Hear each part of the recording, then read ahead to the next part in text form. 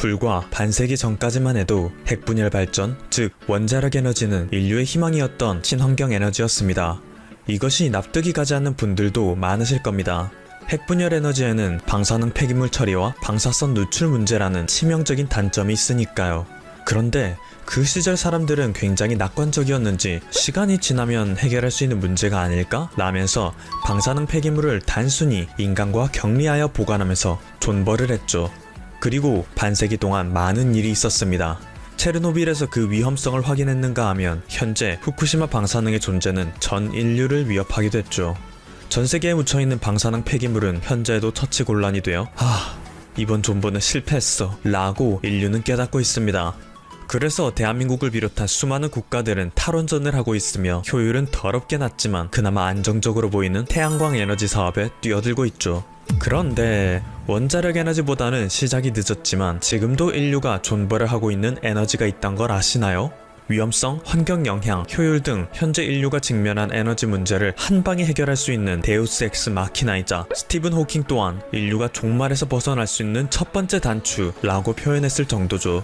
이것을 위한 국제연구소는 1988년 미국, 러시아, EU, 일본이 함께 시작하였는데 한국에서도 독자적인 기술을 인정받아서 2003년 초청 가입한 분야입니다. 그것은 바로 핵융합 발전입니다. 한때 한국의 핵융합 설비인 K스타는 전 세계로부터 사기라고 비난받은 적이 있습니다. 왜냐하면 핵융합을 유지하기 위해 필요한 초전도 물질로 한국에서는 세라믹을 사용하였는데 당시 외국 과학자들은 이것이 절대 불가능하다고 믿었기 때문이죠. 하지만 한국의 과학자들은 이것을 해냈고 작년에는 전 세계 최초로 플라즈마 온도 1억도를 유지하는 데 성공했습니다. 또한 프랑스에 있는 국제융합실험로 이터의 핵심 부품 중 수많은 부분을 한국에서 독자적으로 담당하고 있죠. 그 중에서도 없어서는 안 되는 열차 폐체는 무게만 900톤에 이르는 부품으로 우리나라가 상세 설계부터 제작까지 모두 책임져서 성공적으로 제작, 최종 검수까지 완료하여 얼마 전 프랑스로 보내졌습니다. 2025년 완공을 목표로 하는 이터의 한국의 지분은 상당한데요. 여태까지 한국에서 이터에 수주한 금액은 6천억 원 규모에 이릅니다. 일본에서 진행 중인 JT60SA 또한 초전도 자석용 코일 같은 핵심 부품을 한국 기업으로부터 조달받고 있죠. 그러면 왜 이렇게 전 세계는 핵분열 존버 실패의 고통을 겪었음에도 불구하고 또 다른 존버에 온 힘을 쏟고 있는 걸까요? 그것을 이해하기 위해 핵융합 발전의 원리를 짤막하게 설명하겠습니다. 물질을 이루는 기본 단위는 원자이며 그 중심에는 원자핵이 있습니다. 핵분열의 경우에는 원자핵이 서로 끈끈한 힘으로 뭉쳐있는 것을 떼어내서 그 끈끈한 힘을 필요 없게 만들고 결국 외부로 방출하게 만들어 우리가 사용하는 원리입니다. 핵융합은 이것과는 조금 반대의 개념입니다. 바로 두 개의 원자를 합치는 방식인데요. 원래 서로 다른 두 원자핵은 합쳐질 수 없습니다. 자석의 N극과 N극이 서로 붙을 수 없듯이 원자핵도 플러스 성질을 띠기 때문에 그렇죠. 결국 이 둘의 사이에는 죽어도 함께하기 싫을 정도로 밀어내는 힘이 있는 건데 이것을 억지로 붙여놓게 만들어서 그 밀어내는 힘을 필요 없게 만듭니다. 그렇다면 그 힘은 외부로 방출될 것이고 우리가 사용할 수 있을 테죠. 이것은 우리 우주에서 가장 기본적인 에너지 생산 방식입니다. 바로 태양이 에너지를 생산하는 방식이죠. 지구상 모든 에너지의 근원은 태양입니다. 태양이 1초 동안 뿜어내는 에너지는 지구의 모든 인류가 100만 년을 사용하고도 남을 정도로 막대하죠. 그래서 이 핵융합 발전을 우리는 인공태양이라고 부릅니다. 핵융합 발전이 주목받는 이유는 다음과 같은 막대한 장점 때문입니다. 첫째, 미친 듯한 연료 효율이죠. 수소 1g만으로 석탄 21톤, 석유 8톤의 화학 에너지와 맞먹을 수 있습니다. 핵분열보다도 7배 많은 에너지를 얻을 수 있죠. 둘째, 그리고 그 수소는 바닷물 속에 넘칩니다. 중수소는 바다에 22조 톤이 있는데 이것은 인류가 200억 년을 사용할 수 있는 양입니다. 그냥 단순하게 생각해도 핵분열이나 화석에너지는 지구가 몇 억 년 동안 공들여서 만들어 놓은 자원들을 태워서 에너지를 얻는 거잖아요? 얼마나 기분 나쁘겠습니까? 겨우 몇 시간 작업한 동영상 파일이 날아가도 사건을 날리는 제가 지구의 입장에서 생각하면 정말 화날 것 같습니다. 아무튼 이에 반해서 핵융합은 그냥 우주의 가장 기초적인 원소로서 도처에 널린 수소라는 자원을 이용하여 에너지를 얻는 우주에서 가장 기본적인 방식의 에너지 획득 수단입니다. 셋째, 안전성이 매우 높습니다. 핵융합 발전소보다 가정집의 가스레인지가 더 위험하다고 말할 정도죠. 넷째, 환경 친화 그 자체입니다. 이것도 그냥 단순하게 생각해보면 자연이 에너지를 얻는 방식을 모방한 것인데 환경 친화가 아닐래야 아닐 수가 없죠. 아니, 이것보다 환경 친화적인 수단이 존재하기나 할까요? 핵분열은 부산물이 방사능 물질인 것에 반해서 핵융합의 부산물은 헬륨입니다. 그냥 풍선에 넣어서 놀거나 마신 후 목소리 변조하면서 놀면 돼요. 즉 태초부터 지구 모든 에너지의 원천이었던 태양을 이 땅에 강림시킬 수 있는 것이 국제 핵융합 실험 프로젝트인데 대한민국이 이것에 큰 기여를 하고 많은 지분을 보유하고 있는 거죠. 태양 크기의 1%도 안 되는 지구, 그리고 그 지구 면적의 0.01%밖에 안 되는 대한민국에서 인공태양을 만드는 핵심을 담당하고 있다는 사실이 자랑스러워지는 하루입니다. 지금까지 퍼플튜브였습니다.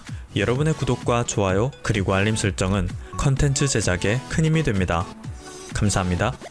대만의 TSMC가 3나노 공정 설비를 설치하고 있다고 대만의 디지타임스가 9일 보도했다. 삼성전자와 미세 나노 공정 경쟁을 벌이는 TSMC가 다시 한번 삼성을 따돌리며 먼저 3나노에 진입한 것이다. TSMC는 현재 5나노 공정으로 반도체를 양산하고 있다. TSMC는 3나노 공정 기술 개발을 완료해 2021년 시험 생산 준비를 완료하고 2022년 하반기부터 양산에 들어갈 계획이다. TSMC는 올해 미세 공정 개발에 막대한 돈을 쏟아붓고 있다. 올해 설비 투자에 작년보다 많은 150억에서 160억 달러를 쏟아부을 예정이다. TSMC는 타이난시 남대만 과학공원에 총 28조 원을 투입해 3나노급 반도체 생산 라인을 건설하고 4천여 명의 추가 인력을 고용한다는 계획이다. 미세 나노 공정은 반도체 회로를 더 세밀한 붓으로 그리는 것과 비슷하다. 미세한 나노 공정일수록 반도체를 더 작고 성능이 좋게 만들 수 있다. 이론적으로 3나노 공정으로 만든 반도체는 7나노 공정으로 만든 것보다 크기는 45% 작고 성능은 35% 향상, 전력 효율도 50% 높아진다. 올 1분기 기준 세계 파운드리 시장 점유율은 TSMC가 54.1%로 1위, 삼성전자가 15.9%로 2위다. 현재 전 세계에서 5나노 이하 미세 나노 공정을 할 수 있는 곳은 TSMC와 삼성전자 두 곳뿐이다. 삼성전자도 미세 공정 기술 개발에 총력을 다하고 있다. 삼성전자는 올 하반기 5나노 공정을 통한 양산을 시작하고 2022년 3나노 공정 양산을 시작할 계획이다. 삼성전자는 작년 말 3나노 공정 기술을 세계 최초로 개발했다. 이를 본격 양산 체제로 이어가려면 더 많은 연구가 필요하지만 일단 반도체 업계에서는 삼성전자가 TSMC와 동등한 기술력을 입증했다고 본다. 삼성전자는 특히 3나노 칩을 자체 개발한 JEA 기술을 활용해 만든다는 계획이다. 반도체 업계에서는 미국의 화웨이 체제로 유탄을 맞은 TSMC가 3나노 공정 도입에 공격적으로 나설 것으로 보고 있다. 미국의 제재로 화웨이가 오는 9월부터는 TSMC의 칩위탁 생산을 맡기지 못하기 때문이다. 화웨이는 TSMC 연간 매출의 14%를 차지한다. TSMC는 대신 AMD에서 주문받은 물량으로 화웨이 물량 감소분을 상쇄할 전망이다. 삼성전자와 중소기업 연구진이 모인 38명 단톡방의 실시간 소통 위력이 컸습니다. 삼성전자의 뛰어난 기술력 세계적으로 손색 없는 초인류급 자랑스럽다.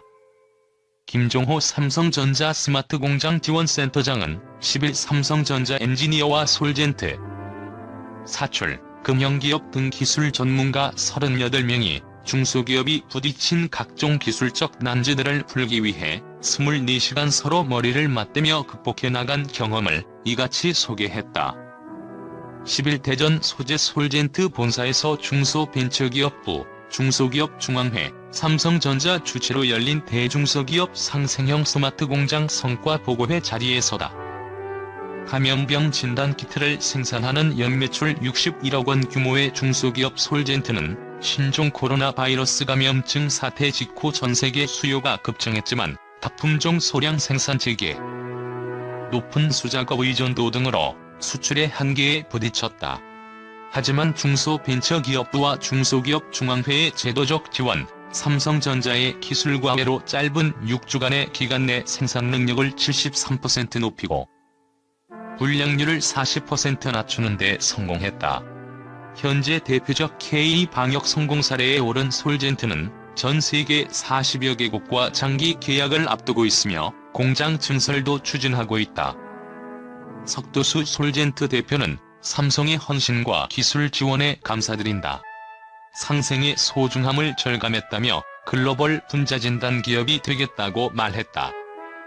솔젠트는 코로나19 사태 이후 미국과 유럽, 캐나다, 동남아시아 등에서 수출 요구가 급증해 지난달부터 기존 진단키트 생산량의 5배, 8월부터는 20배에 달하는 물량을 수출할 예정이었다. 미국 식품의약국으로부터 긴급 사용 승인도 얻어냈다.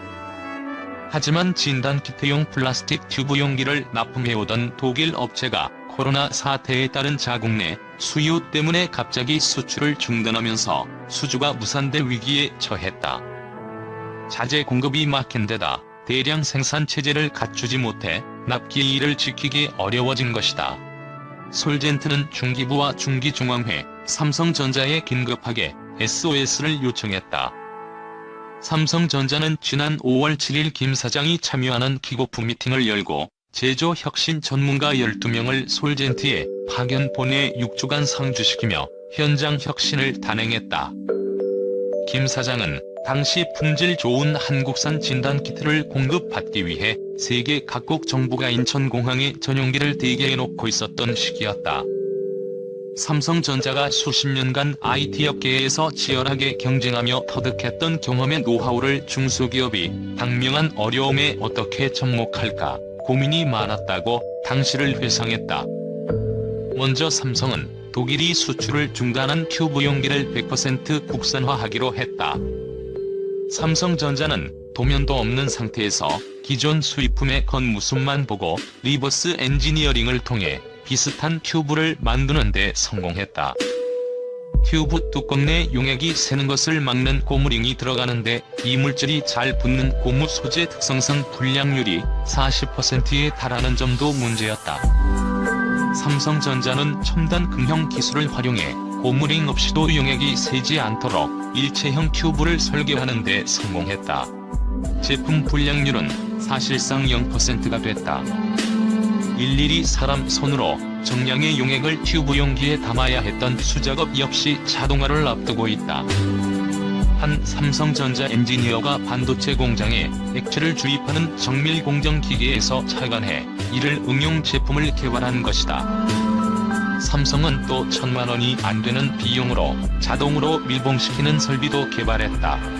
또 제품에 붙은 라벨 인쇄를 육안으로 검사하던 수작업 절차 역시 비전 검사기를 도입해 해결했다. 삼성이 단순히 기술 노하우만 공유한 것은 아니다. 삼성전자식 공정 혁신을 위해 솔젠트 공정은 대대적 수술이 감행됐다.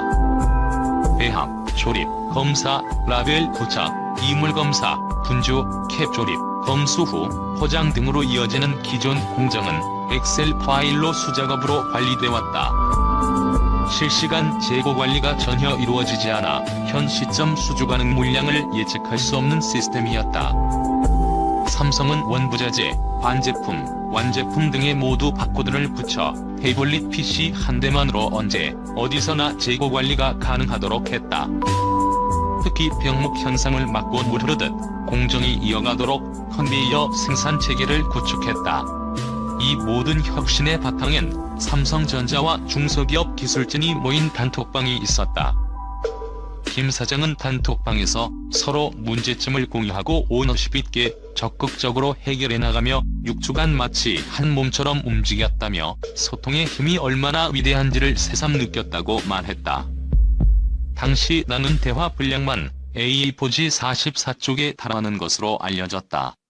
이날 보고회에 참석한 강성천 중기부 차관도 삼성전자의 노하우가 돋보였다며 대중소 상생이 왜 중요한지 여실히 보여준 사례라고 말했다.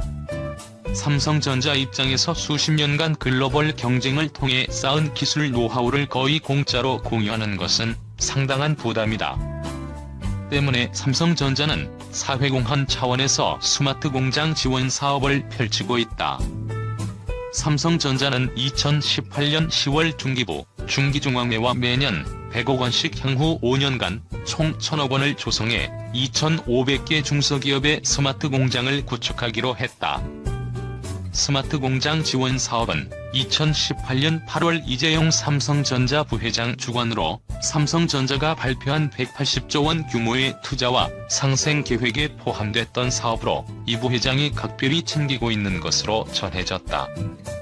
이 부회장은 지난 2월 코로나19 관련 긴급 지원 발표 때 이번 일로 고통받거나 위기 극복에 헌신하시는 분들을 위해 미력 하나마 모든 노력을 다하자고 당부했다. 지난 3월 마스크 대란 발생 시 삼성전자가 마스크 생산업체 4개사에 대한 기술 과외를 통해 생산 능력을 51%나 개선시키는 성과를 거두자 이 부회장은 이러한 상생 노력을 확대할 것으로 내부에 주문한 것으로 전해졌다.